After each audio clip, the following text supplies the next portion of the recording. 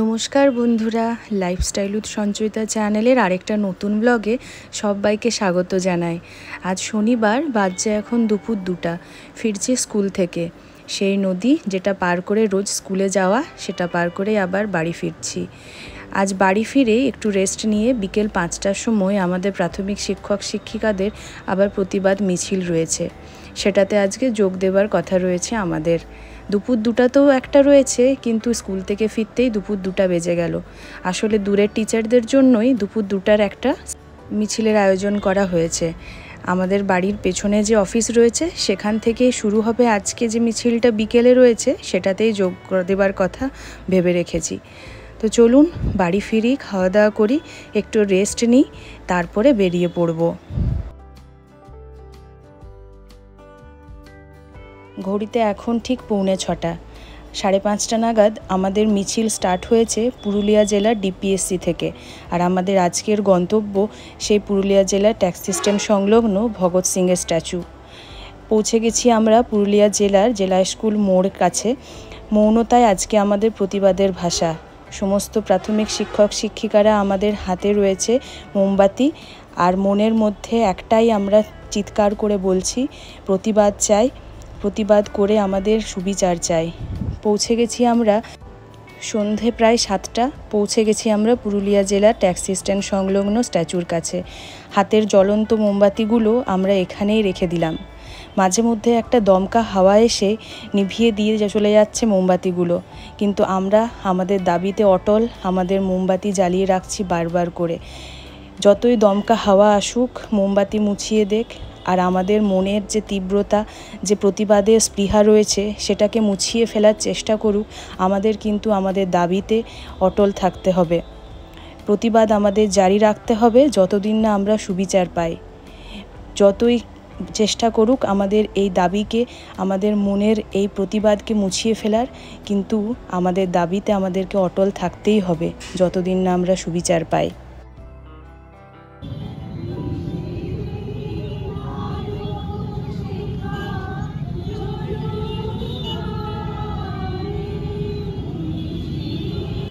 বাড়ি ফিরেছি সন্ধ্যা এখন প্রায় 7:30।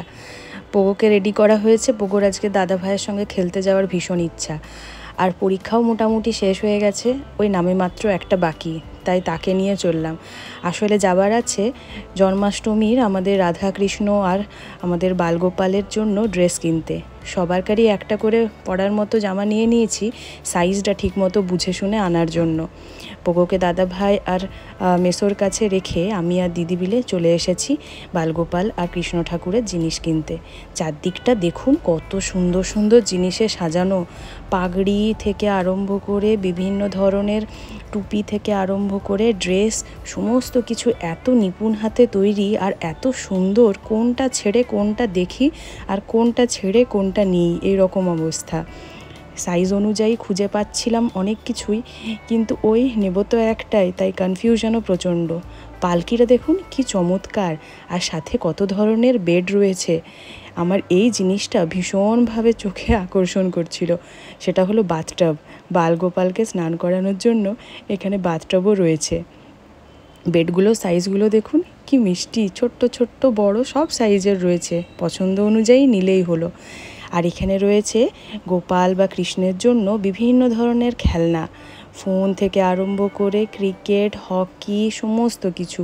তার পাশাপাশি রয়েছে মুকুট, হার, চুড়ি, কানের, সমস্ত ধরনের অর্নামেন্টস। দেখে দেখে একদম চোখ এখান থেকে ফেরানোই ভার। পছন্দ হয়ে গেছে, নিয়েও নিয়েছি, কিন্তু মনে হচ্ছে যেন হাঁ করে তাকিয়ে দেখি। কত সুন্দর সুন্দর এখানে দোলনা এসছে দেখুন। নিজের পছন্দ মতো, নিজের পছন্দের গোপালের সাইজ অনুযায়ী নিলেই হলো। আর এই গোপালটাকে দেখে মনে হচ্ছিল তুলে নিয়ে চলে যায়। একদম সুন্দরভাবে বসে আছে আর তাকে সাজানো হচ্ছিল চোখের সামনেই। বাড়ি ফিরে এসেছি সমস্ত ধরনের সাজগোজের জিনিসপত্রগুলো নিয়ে, মানে ডেকোরেশনটা আজ রাতেই করে ফেলতে হবে, কারণ রাত পোহালেই কাল সকালেই জন্মাষ্টমী। ফুল টুল নিয়েছি, বেলুন, অনেক কিছু রয়েছে। স্টার্ট করলে তবেই বুঝতে পারবেন কি কি করা হবে। ঠাকুর ঘরের এই জায়গাটা মোটামুটি বেছে নেওয়া হয়েছে ডেকোরেশন করার জন্য। প্রথমেই কিছুগুলো বইকে এনে এইভাবে উঁচু করে রেখে দিলাম। দেখা যাক এটাকে কি করা যায়। তারপর একটা সুন্দর নতুন কাপড় দিয়ে মুড়ে দিয়েছি, আর উপরে রেখেছি এই মাটির হাঁড়িটাও কিন্তু আমাদের বেশ পুরনো। পোগো তার মামা ভাতের অনুষ্ঠানে কৃষ্ণ সেজেছিল, তখনই থিম হিসেবে এই মাটির হাঁড়িটাকে সাইডে রেখেছিলাম। হলুদ ফুলগুলো রেখে দিয়েছি সুন্দরভাবে সাজিয়ে, আর পান পাতাগুলো রেখে দিলাম তার থেকে এইভাবে। আমাদের এইবারে পোগো আর ঐশী কিন্তু সমানভাবে ইন্টারেস্টেড জন্মাষ্টমী নিয়ে, কি হচ্ছে না হচ্ছে সেটা তো দেখছেই, তার পাশাপাশি তারাও কাজ করতে চাইছে কিছু যদি করা যায়। কিছু মোমবাতিও দিয়ে দিলাম, ফ্লোটিং ক্যান্ডেল, যদিও বা এখন জ্বালাবো না, কিন্তু ওই ডেমোস্ট্রেশন আর কি, কোনটা কোনটা করলে কোথায় কোথায় দিলে দেখতে সুন্দর লাগবে সেগুলোই এখন ঘুরিয়ে ফিরিয়ে দেখা। আর এখানে ঐশী বসেছে কাজ নিয়ে, তার হাতেও এখন কাজ পড়েছে। প্রদীপগুলোকে কালার করে দিচ্ছে সুন্দর করে ব্রাশ দিয়ে, ওয়াটার কালার দিয়ে, কারণ কালারফুল প্রদীপের আমার আজকে খুব দরকার, সেগুলোই করে দিচ্ছে একের পর এক। আর এরপরে লাড্ডু গোপালের বসার জায়গাটা তৈরি করে নেব। একটা বই নিয়েছি, তার উপরে একটা সুন্দর পেপার দিয়ে মুড়ে দিয়েছি, তারপর দোলনাটা রাখলাম। মোটামুটি এই জায়গাটার কাজ কমপ্লিট হয়ে গেছে। পেছনে ব্যাকগ্রাউন্ড হিসেবে একটা সুন্দর দেখে গিফট র্যাপারকে মুড়ে আর দিয়ে দিয়েছি, চমৎকার লাগছে দেখতে না? তার উপরে ফেয়ারি লাইটও দিয়ে দিলাম। এবার ফেয়ারি লাইটগুলো জ্বালালেই দেখতে পাবেন কি চমৎকার দেখতে লাগছে। এই দেখুন আমাদের লাড্ডু গোপালের বসার জায়গাটা মোটামুটি কমপ্লিট। ওপরে কিছু ময়ূর পঙ্খও দিয়ে দিলাম। ময়ূর পালক ছাড়া জন্মাষ্টমীর ডেকোরেশন একদম ইনকমপ্লিট, তাই না? এবার এই জায়গাটা করব আমাদের কৃষ্ণ রাধার সিংহাসন। আগের বছর হলুদ ফুল দিয়ে সাজিয়েছিলাম, সেটাকে চেঞ্জ করে এই বছর হলুদ আর সবুজ কম্বিনেশনের ফুল নিয়ে এসেছি। কি চমৎকার দেখতে লাগছে, তাই না? আগের বারেরটা তো ভালো হয়েছিল, এবারেরটা যেন আরও ভালো। এইখানেও একটা আমি ফেরি লাইট দিয়ে দিয়েছি, তাহলে মাঝেরটা বেশ জ্বলন্ত হচ্ছে। আর এই জায়গাটাও পুরোপুরি প্রায় কমপ্লিট হয়ে গেছে। সব মিলে খুব সুন্দর একটা ডেকোরেশনের আজকের আমাদের করা হলো। পোগো, ঐশী সবাই মিলে সাহায্য করেছে। আর ঐশী আলপনা আঁকতে বসেছে। এই বছর চোখে পড়ার মতো তার আগ্রহ জন্মাষ্টমীকে নিয়ে। এখন আঁকতে শিখেছে, সুন্দর ওয়াটার কালার করছে, তাই সে নিজে থেকেই বলল আমি এবারে আলপনাটা আঁকবো। প্রথমে পেন্সিল দিয়ে ড্র করে নিচ্ছে, তারপর ফেব্রিক কালার দিয়ে কালার করছে। আমি তাকে হেল্প করব বলেছি, প্রথমটা সে সুন্দরভাবে। বাজছে এখন রাত্রি 11টা, আমরা এখনো অবধি সাজিয়ে চলছি। কাল সকাল সকাল পুজো স্টার্ট হবে না, যদিও বা স্টার্ট হতেও মা বললো ভোগ টোগ বানিয়ে স্টার্ট করতে 11টা বাজবে, কিন্তু তখন আর এই সাজানোর মতো সিচুয়েশন বা শুকানোর মতো থাকবে না। হ্যাঁ, নষ্ট হয়ে যাবে, ওটা শুকানোরও ব্যাপার রয়েছে। আলপনা করছে আর পোগোর কোনো কাজ নেই, পোগো শুধু শুধু কাজ বাড়াচ্ছে। ঐশী মন দিয়ে এখানে আলপনা করছে ফার্স্ট টাইম, তাই না? আর মোটামুটি আমাদের ডেকোরেশন কমপ্লিট হয়ে গেছে, লাইট লাগানো বাকি আছে, আর এখানে প্রচুর বেলুন টেলুন ফুলানো হয়ে গেছে, সেগুলোও লাগানো বাকি আছে। ব্যাস মোটামুটি কমপ্লিট। তাহলে তো সবকিছু হয়ে যাক, তারপরে তোমাদের একটা তো লুক দেখাবো কিরকম সাজানো হলো আজকে আমাদের ঠাকুর ঘরটা। আর কালকে তো পুজো হবে, তখন তো দেখবেই।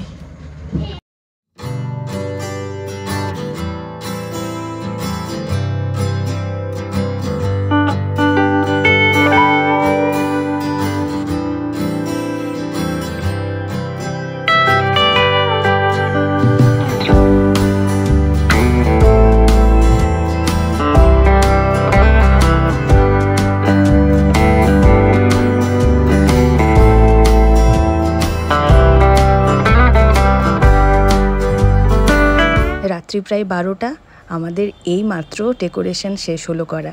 পোগো, ঐশী এখনও জেগে। আমাদের এই বছরে কৃষ্ণ ঠাকুরের 10 বছরের জন্মদিন, মানে 10 বছর আগে কৃষ্ণ ঠাকুর আমাদের বাড়ি এসেছিল, সেই জন্য আরও বিশেষভাবে সাজানো রয়েছে। আমাদের তো খুব ভালো লেগেছে। আপনাদের কেমন লাগলো কমেন্ট করে অবশ্যই জানাবেন। আর আজকের ভ্লগটা ভালো লেগে থাকলে একটা লাইক করে দিবেন। চ্যানেলে যারা নতুন দেখছেন সাবস্ক্রাইব করতে ভুলবেন না। কালকে জন্মাষ্টমীর ভ্লগ নিয়ে আবার দেখা হবে। আজকের জন্য এতটাই। গুড নাইট বন্ধুরা।